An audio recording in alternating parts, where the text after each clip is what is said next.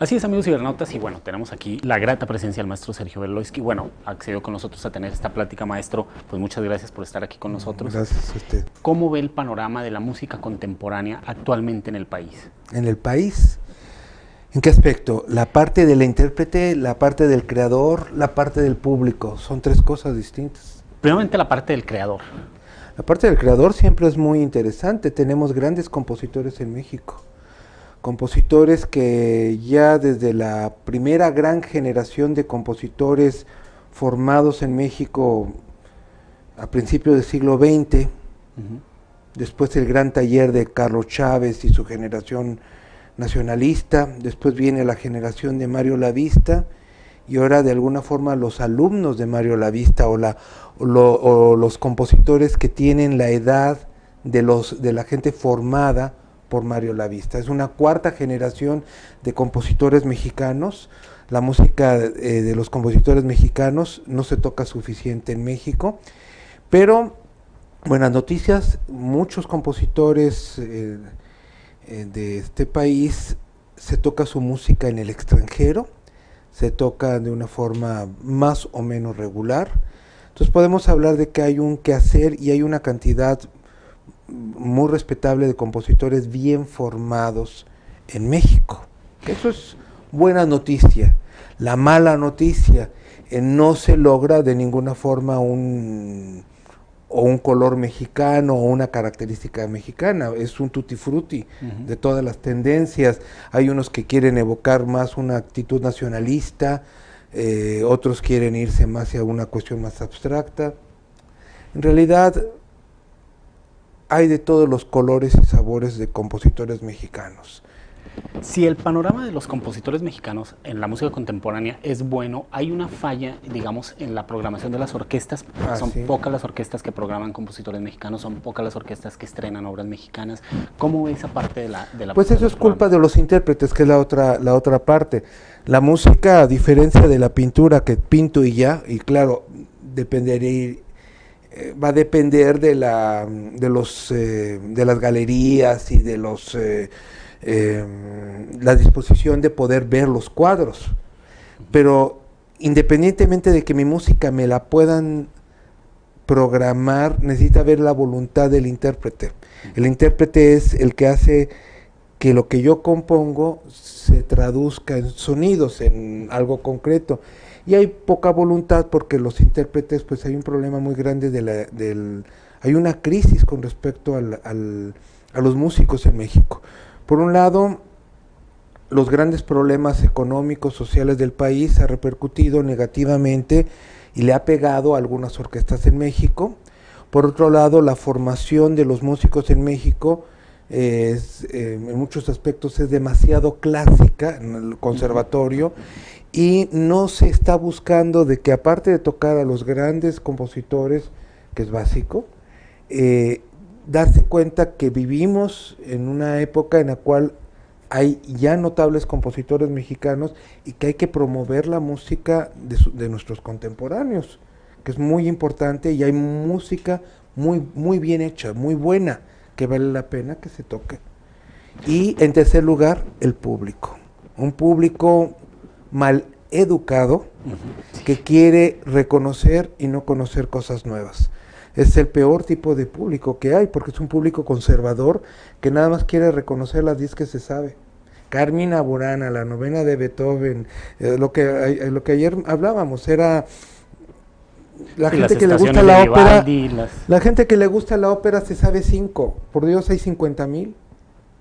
Está como alguien que, a mí me gustan las películas de Woody Allen. ¿Cuál le gusta? La única que me sé es la de Manhattan. Oiga, pero hay 30 más después. No las conozco, pero me gusta Woody Allen. Me gusta tanto Vivaldi, como las 4 estaciones. ¿Cuál otra? Pues la única que me sé. Pues, ¿de qué se trata? Si Vivaldi escribió 400 conciertos. Esos no los conozco, pero me gusta mucho Vivaldi. Pero eso es muy grave. Entonces llega con un compositor vivo y dicen, no lo conozco, pero no me gusta, Pero estamos hablando también que si existe un público mal educado, tiene que ver un tanto también con esa brecha generacional que existe en la música. Es decir, cuando vamos a las salas de concierto, independientemente de que la obra que se interpreta sea taquillera, vemos gente mayor, hay falta de jóvenes. Estos compositores muy contemporáneos, vivos aún, que tienen la capacidad de mezclar sonidos acústicos con digitales, introducir algunos experimentos. Algunos hacen eso. Muy Algunos padres. hacen eso. Eso es un problema, maestro, es decir, que no haya jóvenes que de una u otra manera reclamen la interpretación de su momento a través de la música, ¿genera esto? Bueno, hay un problema de base más grave. Ahorita hay una promoción de la imbecilidad. Ser imbécil es cool. Y mientras más imbécil, más cool. Hay una banalización de la cultura. Hay una banalización de nuestra vida. Y entonces la vida no vale nada. Y entonces nos preguntamos por qué la gente le entra a las drogas y al alcohol. Pues porque la vida no vale nada. No hay ningún sentido de respeto a la realidad. La banalización de la cultura, como lo bien dice Vargas Llosa en su libro imposible de dejar de leer, que es La cultura del espectáculo, precisamente habla de eso, del grave peligro de no darle ya importancia, que ya nada tiene importancia. Las personas que tienen entre 18 y 30 años de edad, por dar no es una brecha generacional, es algo peor todavía. Están envenenados de la idea de que lo pueden todo y que nada es importante. Es la época en que Facebook se publica todo y nuestros amigos de Facebook son más importantes que los que tenemos en vivo. Es una generación en la cual si no está en Wikipedia no existe. Y entonces ya no abro ningún libro porque todo lo encuentro en mi celular. Entonces, como tengo acceso a todo, no tengo acceso a nada, porque nada me importa. Porque ya no memorizo nada porque todo lo tengo en mi celular. Que ya ni siquiera lo escribo, saco la cámara y le saco una foto y ya, por ejemplo, me interesan unos datos y en lugar de anotarlos saco y le saco una fotografía. Y eso está bien, eso es un recurso que tiene tiene nuestros medios, pero entonces no hemos comprendido qué es lo importante. Ahora, la imbecilidad como una promoción en las grandes cadenas de televisión, con sus pésimos cómicos que promueven basura, con una política corrupta, a quien ya no podemos creer por su corrupción y banalidad, y que me refiero a políticos de todos los partidos, hace que la gente ya no le dé ninguna importancia, y con maestros con una formación increíblemente endeble, yo me pregunto cómo un proyecto de nación que se llama Estados Unidos Mexicanos va a sobrevivir. Como nación va a seguir, no vamos a ser invadidos de nuevo por los franceses. Estamos siendo invadidos de formas más sutiles. Lo estamos desintegrando, no existe un concepto de nación. A ver, ¿quién dice traidor a la patria o amigo de la patria? Ya no respetamos a nadie. Entonces la única cosa que va a suceder es un desmoronamiento de todo. No podemos permitirlo. El arte es el único reducto que nos queda de humanismo, porque el arte es ante todo orden superior. Como dice George Steiner, el gran arte es inteligencia suprema. Cuando yo promuevo el gran arte me hace más inteligente, obligatoriamente. Bueno, nuestra materia gris puede ser mayor o menor el tamaño, pero nos promueve la inteligencia, nos promueve a pensar mejor, a comprender las cosas, a comprender que el valor de la vida es más grande que la apariencia. Cuando escucho la Novena Sinfonía de Beethoven y la comprendo, me hace mejor, pero potencialmente me hace mejor. Cuando entiendo el texto de Schiller que dice Alle Menschen werden Brüder, todos los hombres son hermanos, me hace potencialmente mejor. Cuando leo Los Miserables de Víctor Hugo y no cambia mi vida, si mi vida no cambia después de haber leído Los Miserables, que no he comprendido nada, pero quizá necesito un buen maestro que me diga, mire, aquí está diciendo algo que nos ayuda a comprender. Como un Jean Valjean puede estar 20 años en la cárcel por robar un pan por hambre. la indignidad, la indignación que crece con eso. Y cuando lo comprendo posiblemente me hace un mejor ser humano. Cuando veo, como siempre, la Capilla Sixtina, independientemente de mi filiación religiosa, sí, lo que yo tengo aquí es una obra en la cual el tema central es el hombre, el valor de todo lo supremo es el hombre. No tenemos algo más grande en esta tierra que esa valorización del hombre. Por Dios, hasta cuando hablamos de animales, nos referimos de animales humanizados. Digo, si no Mickey Mouse no hablaría. Sí. Puede hablar una cosa así, o las caricaturas que hay, los animales hablan, los animales se parecen a personas. En realidad es nuestro modelo más grande, nuestro gran amigo. Lo estamos perdiendo en la banalización en la cual otro ser humano no vale más en la función que me pueda servir. Entonces el ser humano no tiene ningún valor. Uno de los tópicos precisamente de los que habla Mario Vargas Llosa en La civilización del espectáculo es precisamente que la gran diferencia entre las bellas artes y lo que se está vendiendo como arte basura es la técnica. Habla en un inicio de que la técnica puede diferenciar el arte popular, la manifestación popular, de la alta cultura, pero pareciera ser que la música también incluye esta banalización o este facilismo de quienes estudian música, interpretan música, al no comprometerse con la técnica. Es claro. Decir, ya no existen esos que estudian 20 horas. Sí, claro que existen, existimos. Yo me mato tratando de ser gran arte. Yo me mato y me vivo creando obras que me sobrevivan. Yo apuesto a las obras maestras. Yo sí creo en las obras maestras. Y no soy yo el único. Habemos gente, o sea, si comienzo a enumerar ahorita, digo, de la obra de Mario Lavista, que ha creado una obra que no es banal, ¿sí?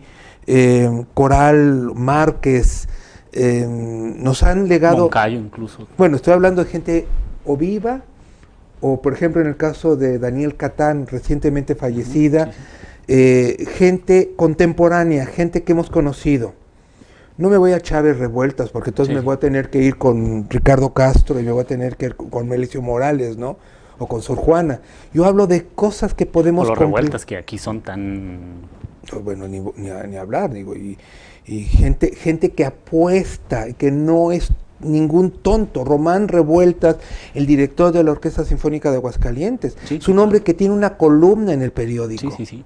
O sea, es un intelectual, es un digno hijo de su padre, de José Revueltas, un digno sobrino de Silvestre Revueltas, gran violinista, gran director de orquesta, con un proyecto, musical. Un intelectual que publica en palabras sus reflexiones sobre la vida, sobre el arte, sobre el pensamiento.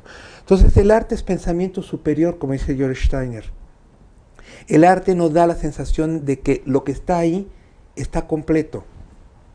Cuando escucho una sinfonía de Brahms, siento que papá Brahms llegó y nos dice, aquí está todo completo. Igual cuando leo una novela de Balzac, o de Tolstoy.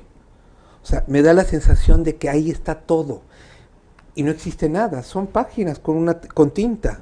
Pero me ha dado la sensación de que la vida transcurre ahí y que todo tiene un orden, no un final determinado, sino que me enseña una y otra vez a que la vida tiene un valor, un propósito, un sentido. Y el sentido está en relación con los demás, de mí para los demás, de los demás para mí. El arte es orden, inteligencia, y que me relaciona, potencialmente me relaciona con los demás seres humanos. ¿Por qué lo digo potencialmente? Porque a Hitler le gustaba la música y están en el cine, y no los exonera de sus actos criminales. A Goebbels le encantaban los cuadros, a Göring le gustaban los cuadros, pero no los exonera de sus actos criminales. Por consiguiente, el arte no me hace necesariamente bueno, pero el arte me hace potencialmente bueno. Una sinfonía de Beethoven, una polonesa de Chopin, un cuadro de Van Gogh, me enseña a mirar la vida de una forma distinta. Con los cuadros de Van Gogh me enseña, cuando veo un cuadro de Van Gogh, a sentirla de una forma más tangible en cada pétalo de los girasoles. Cuando veo un cuadro de Van Gogh me hace sentir respeto por la gente miserable y pobre y poder preguntarme, ¿qué hago por ellos? cuando leo a Balzac y comprendo que el devenir de la gente, igual que pasa con Stendhal, el devenir de la gente son sus acciones, su relación con los demás, sus errores, su necedad, hasta que llega el momento en que cae la guillotina, rojo y negro.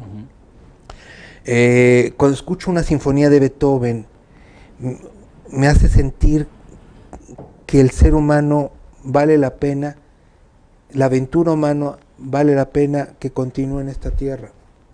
Desde su perspectiva, maestro, ¿hay brechas en el papel de las instituciones culturales? Es decir, fomentar el humanismo a través de la música no tiene que ver únicamente con programar conciertos, ¿no? Sino tal vez... No, para nada. Para que haya, por ejemplo, concretamente Torreón. Torreón lo que necesita es lo que dice Alejo Carpentier en su ensayo sobre la novela latinoamericana. Para que haya novela necesita haber novelística. Para que haya música, para que haya sinfonías, necesitamos que haya sinfonismo. O sea, para que haya para que surgiera la región más transparente de Carlos Fuentes, necesitaba haber una novelística. Alguien que se pone a leer un libro así de grueso. Para empezar, alguien que quiere escribir un libro así de grueso, que haya una editorial que publique un libro así de grueso y alguien que lo lea y que considere que ese libro así de grueso vale la pena. Y además que lo consuma como producto. Por eso. Y lo hay.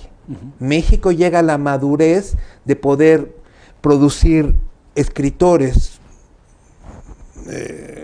independientemente de Rulfo, que es un fenómeno absolutamente descomunal, con sus dos pequeñas obras maestras. Digo, las grandes obras de Carlos Fuentes y todo lo que García Márquez, que vive en México, y todos los escritores que se siguen. Para que en México haya grandes sinfonías o grandes óperas producidas, creadas en México, necesita haber pues un público que le interese eso. Okay. Para que en Torreón haya una gran tradición musical, necesitamos un público formado. No basta con que Ramón Shade haga el milagro de la camerata, ¿sí? La camerata de Ramón Shade es un milagro y una necedad. Porque aunque hay un público precioso que constaté ayer, necesitamos más gente. Necesitamos gente que incluso ayude que el proyecto de la camerata se reproduzca en una cuestión multidisciplinaria, interdisciplinaria, que haya un mayor quehacer musical y artístico en todos los ramos. Es la voluntad de un grupo de personas convencidas, ¿sí?, como usted mismo, ¿sí?, de que lo que estamos haciendo es importante para la gente. Y si lo entendemos y lo compartimos, lograremos que más gente se acerque.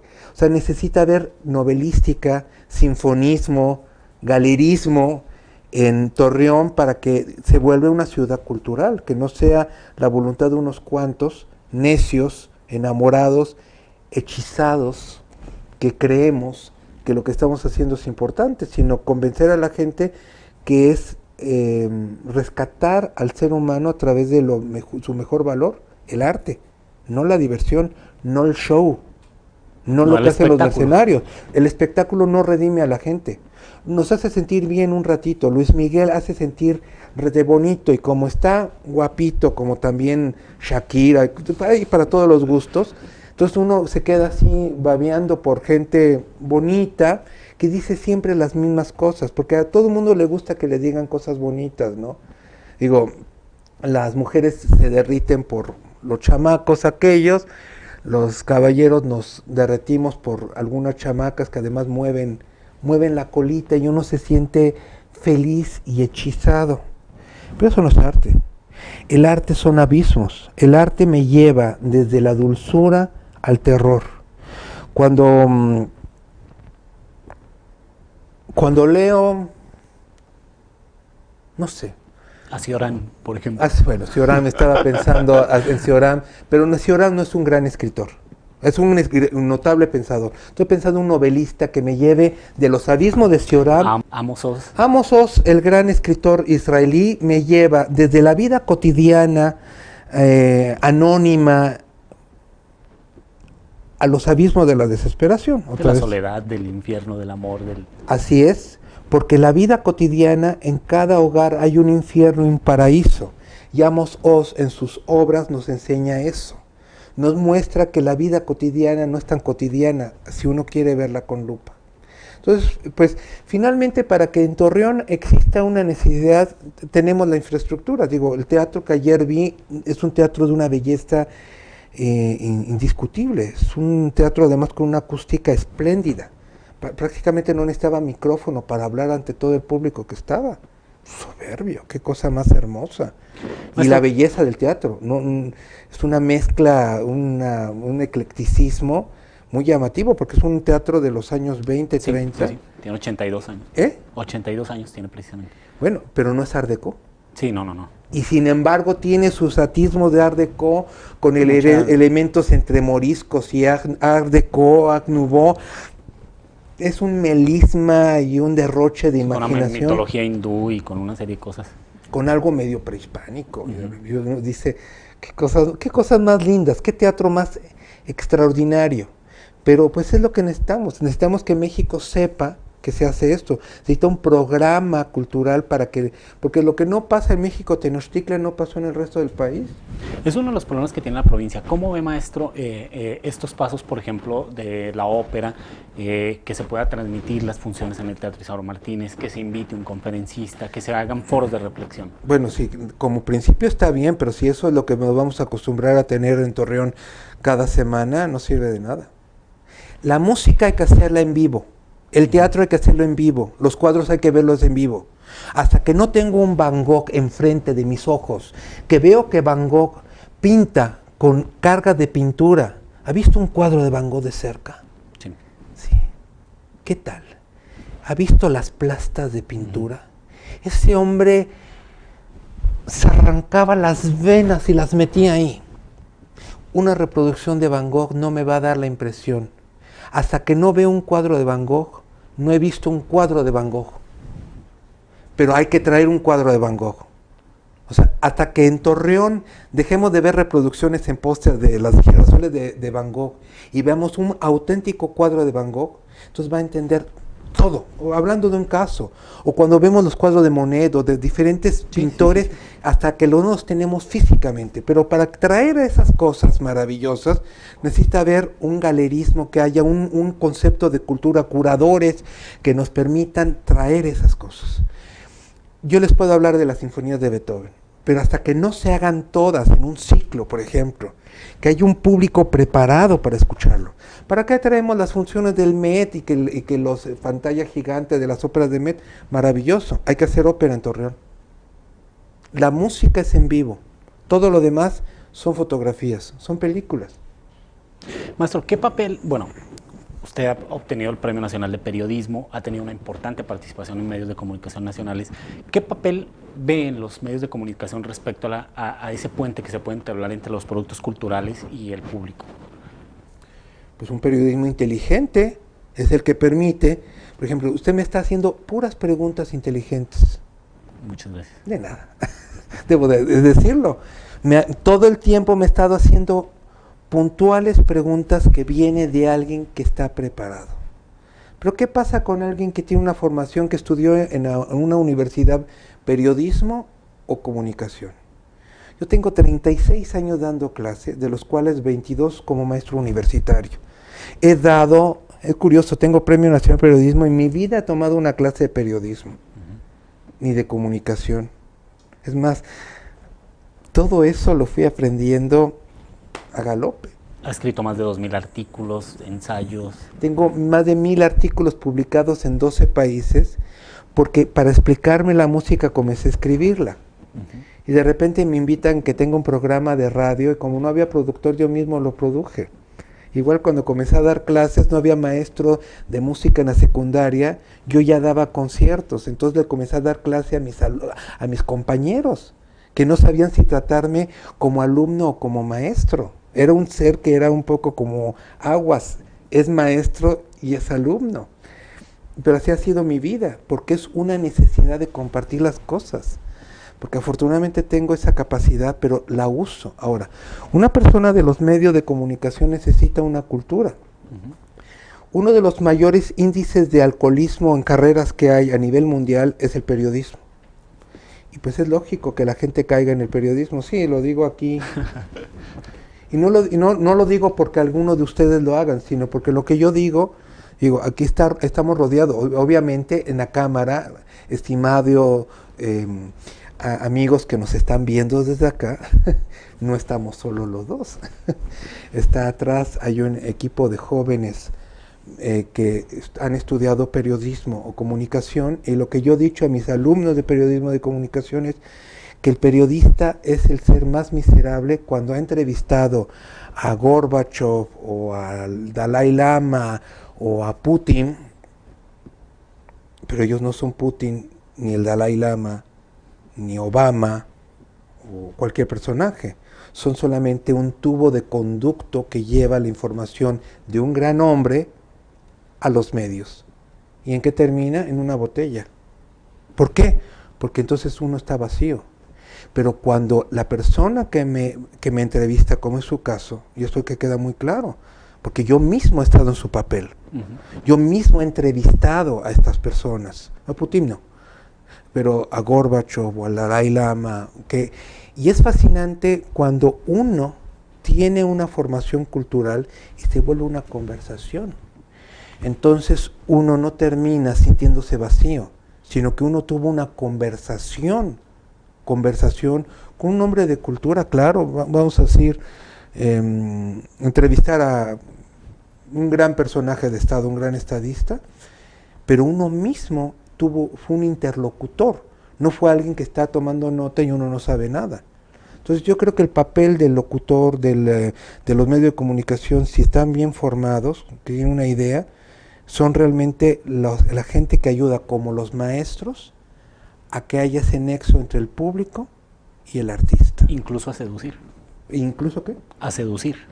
A seducir, a enseñar, a ser maestro. O sea, el periodista se vuelve, a su vez, maestro.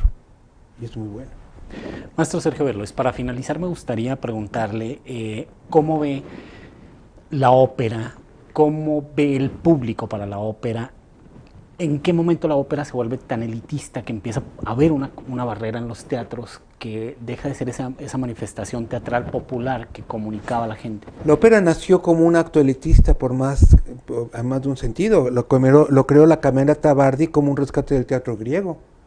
La ópera era elitista totalmente. Uno tenía que tener una cultura clásica para poder ver esas óperas renacentistas que duraban 4 horas. Después la ópera se volvió popular en Italia, sobre todo en Italia del siglo XIX, que la hace propia, y después se vuelve elitista al elevarse los costos. La ópera siempre ha oscilado entre lo elitista y no, pero finalmente el arte es de todos. Vamos, basta con tener acceso a Internet para tener acceso a YouTube. Y si tengo acceso a YouTube, tengo acceso a todas las óperas que quiera. Digo, y eso también en ese aspecto ya se rompió el elitismo. Ahora es bonito ir a un teatro y haber pagado $2,000 por boleto y voltear y decir, ¿y qué? ¿Eso es elitista? La persona que pagó $2,000 no seguramente compró el derecho a entrar, pero no compró el derecho a comprenderlo. Quizá una persona pobre lo va a comprender mejor, pero no seamos tan ruines pensando que la gente rica no comprende y la gente pobre comprende, porque eso no es cierto. Lo comprende quien está dispuesto a comprenderlo. El arte es elitista en relación a la voluntad de hacer lo propio. Yo no puedo tener un cuadro de Picasso en mi casa. ¿Por qué? Porque cuesta $1,000,000. Pero Picasso lo puedo tener dentro de mí y no me cuesta nada. Más que la voluntad de hacerlo mío. O sea, físicamente no puedo tener el manuscrito de la 9ª Sinfonía de Beethoven, pero me pertenece a mí como ser humano y nos pertenece a cada uno de nosotros, porque es legado de la humanidad. O sea, Los Miserables de Víctor Hugo, la primera edición, la tiene muy poca gente y cuesta una millonada tener la primera edición de Los Miserables. Pero Los Miserables, la historia de Jean Valjean, de Cosette, de Rousset, el gran personaje del Moby Dick, que es sin duda alguna el Capitán Ahab, Hamlet, Macbeth, Romeo y Julieta, Fausto, Ana Karenina, Madame Bovary, el doctor Bovary, todo ese mundo de los personajes de las novelas, las grandes obras, Fígaro, Fausto, El anillo de los Nibelungos, todos ellos habitan dentro de nosotros y nadie nos lo puede quitar. Lo único elitista es tener la voluntad de hacer lo propio. ¿Cuesta trabajo? Bueno, cuesta el trabajo que cada quien le quiera poner. O sea, cuesta trabajo tomar un libro y ponérselo a leer y hacer lo propio, pues cuesta trabajo. Hay que cargarlo, hay que leerlo, hay que pensarlo y hay que hacer lo propio. Pero eso nadie nos lo puede quitar. En eso radica el elitismo. La ópera, como fenómeno estético, es propiedad de todos nosotros. Entonces, no es elitista, o sí lo es. Elitista económicamente, pues como querramos comprar los boletos, pero lo tenemos en YouTube, lo tenemos en cualquier acceso. Es elitista únicamente dentro de nuestra voluntad. Maestro Sergio Belois, muy buena charla, muchas gracias por estar aquí con nosotros. Un placer, se lo agradezco muchísimo, señor Uribe. Un placer y esperamos volver a estar pronto en esta linda ciudad con gente bellísima, que me he sentido muy contento de estar en este precioso lugar. Muchas gracias.